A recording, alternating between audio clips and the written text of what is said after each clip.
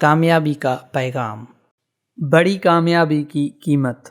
بہت سے لوگ اپنی باتوں کی وضاحت کے لیے کئی بڑی شخصیات کی مثال دیتے ہیں۔ لکھاری اپنی تحریر میں جان ڈالنے کے لیے بڑے بڑے معتبر ناموں کی مثال دیتے ہیں۔ کسی نظریے کی وکالت کے لیے، دلائل کو اور زیادہ مضبوط بنانے کے لیے کئی عظیم ہستیوں کے ناموں کی مثالیں دی جاتی ہیں، لیکن قابل غور بات یہ ہے کہ مثال دینے والے بے شمار ہوتے ہیں اور مثال بننے والے بہت کم۔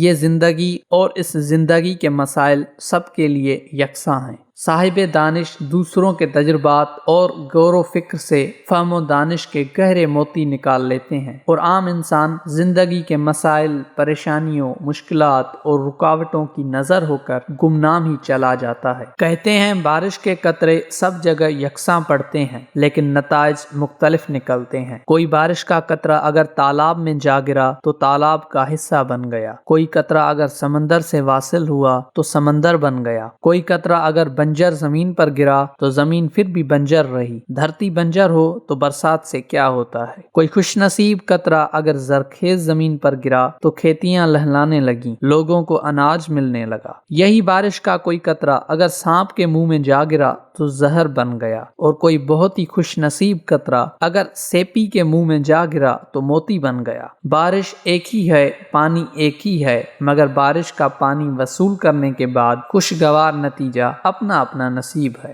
آج ہر نوجوان زندگی میں بڑی بڑی خواہشات لیے چلتا ہے، اور یہ بھول جاتا ہے کہ صرف خواہش سے بات نہیں بنتی، بلکہ کہا جاتا ہے کہ بڑی کامیابی کی قیمت کے دو ہی حصے ہوتے ہیں، اور دونوں حصوں کو پیشگی ادا کرنا پڑتا ہے۔ ایک کامیابی کے لیے شدید خواہش یا جنون، دوسرا سخت محنت۔ اگر کسی کے پاس ذہانت کی انتہا بھی ہو، لیکن اگر وہ کچھ کرنے کی شدید خواہش نہیں رکھتا تو وہ کچھ نہیں پا سکتا۔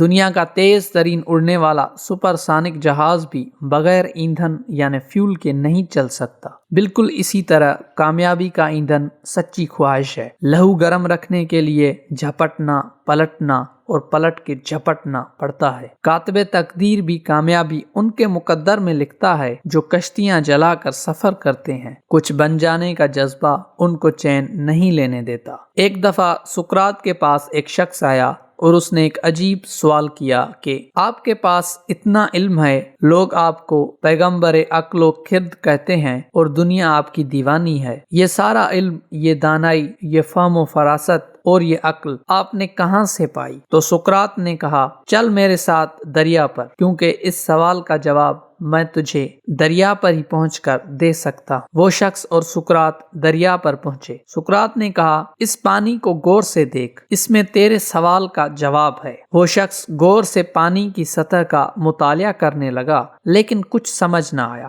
وہ بولا، مجھے تو کوئی جواب نہیں ملا۔ تو سقراط نے کہا، اور غور سے دیکھ، جواب صاف نظر آ رہا ہے۔ اس نے آنکھیں اور پانی کے قریب کر دیں۔ اس کے ساتھ ہی سقراط نے اس کا سر زور سے پکڑ کر پانی میں ڈبو دیا۔ اس شخص کو بہت غوطے آئے اور اس نے بہت ہاتھ پاؤں مارے، لیکن سقراط نے اس کا سر نہ چھوڑا۔ جب وہ مرنے کے قریب تھا تو سقراط نے اس کے سر کو باہر نکال دیا اور کہا، اب تمہیں سمجھ آئی؟ وہ شخص چیخا کہ آپ تو مجھے مارنے لگے تھے۔ سقراط بولا، میں نے تو تجھے تیرے سوال کا جواب دیا تھا۔ وہ شخص بولا، آپ غلط کہہ رہے ہیں، آپ تو مجھے مارنے لگے تھے۔ سقراط نے کہا، اچھا مجھے یہ بتا، جب تیرا سر پانی میں ڈوبا ہوا تھا تو تیری سب سے بڑی خواہش کیا تھی؟ تو وہ بولا، یہ کہ میں زندہ بچ جاؤں۔ سقراط بولا، جس طرح ایک مرنے والے کے پاس صرف ایک خواہش ہوتی ہے کہ میں بچ جاؤں، بالکل اسی طرح میری ہر لمحے خواہش ہوتی ہے کہ میں مزید علم سیکھ لوں۔